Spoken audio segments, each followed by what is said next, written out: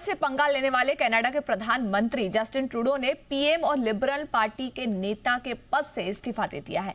वो नए प्रधानमंत्री बनाए जाने तक पद पर बने रहेंगे। देश में सांसदों के बढ़ते विरोध की वजह से ट्रूडो को इस्तीफा देना पड़ा। उनकी सरकार पर आरोप लग रहे थे कि वो महंगाई और रोजमर्रा के खर्चों को कम करने में नाकाम रहे हैं। इसी बीच अमेरिकी नवनिर्वाचित राष्ट्रपति डोनाल्ड ट्रंप ने ऐलान किया था कि वो सत्ता संभालते ही कनाडा पर 25% का टैरिफ लगाएंगे। इस मुद्दे पर भी ट्रूडो बैकफुट पर नजर आए और उन्हें अपनी ही पार्टी के नेताओं की नाराजगी का शिकार होना पड़ा। इस खबर पर ज्यादा जानकारी के साथ दिल्ली से जुड़ रहे हैं हमारे सहयोगी सिद्धांत सिब्बल।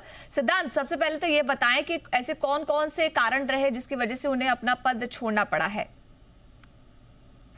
कनाडा के प्रधानमंत्री जस्टिन ट्रूडो ने कहा है कि वो इस्तीफा जल्द दे देंगे जब तक अगला नेता यानी कनाडा का प्रधानमंत्री और लिबरल पार्टी का चीफ नियुक्त नहीं होता है।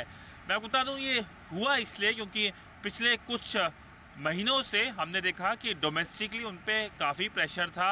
अगर हम हाउस होल्ड क्राइसिस की बात करें या अगर हम बात करें एक तरफ से जो इकोनॉमिक क्राइसिस भी हो रहा था, डोनाल्ड ट्रंप के आने के बाद इकोनॉमिक क्राइसिस लग रहा था काफ़ी बढ़ सकता है, क्योंकि डोनाल्ड ट्रंप ने चेतावनी दी थी कि वो टैरिफ बढ़ा देंगे जब वो राष्ट्रपति बनेंगे इस महीने। तो उसकी वजह से भी हमने देखा उनकी पार्टी में काफ़ी एक तरफ से इंटरनल डायनामिक्स चेंज हुए और फिनेंस मिनिस्टर ने इस्तीफा दे दिया। जो उनकी सरकार थी उनको जगमीत सिंह की जो पार्टी है एनडीपी, उसने जो सपोर्ट दे रखी थी वो भी विड्रॉ कर दी थी। तो कहीं ना कहीं एक राइटिंग ऑन द वॉल थी उनके लिए और उन्होंने ये एक तरफ से फैसला लिया कि वो इस्तीफ़ा जल्द दे देंगे और कहीं ना कहीं इस साल काफ़ी पॉलिटिकल चेंजेस एक्सपेक्टेड हैं। भारत के रिश्तों के बारे में अगर बात कर लें तो जस्टिन ट्रूडो एक तरफ से फेस बन गए थे भारत और कनाडा के जो रिश्ते हैं जो काफ़ी ख़राब हुए हैं उनके टेन्योर के अंदर उसके। और कहीं ना कहीं भारत ने कहा कि उनकी जो वोट बैंक पॉलिटिक्स है उसकी वजह से ही एक तरफ से ये एक मेजर इम्पैक्ट हो रहा है।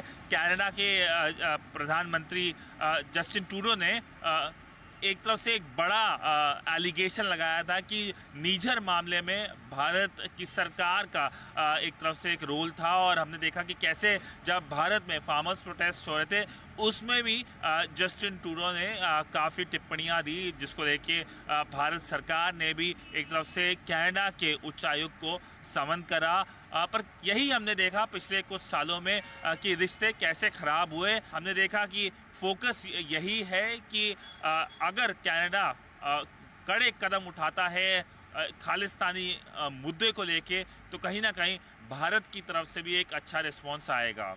बिल्कुल, ये देखना आगे महत्वपूर्ण होगा। शुक्रिया सिद्धांत इस पूरी जानकारी के लिए।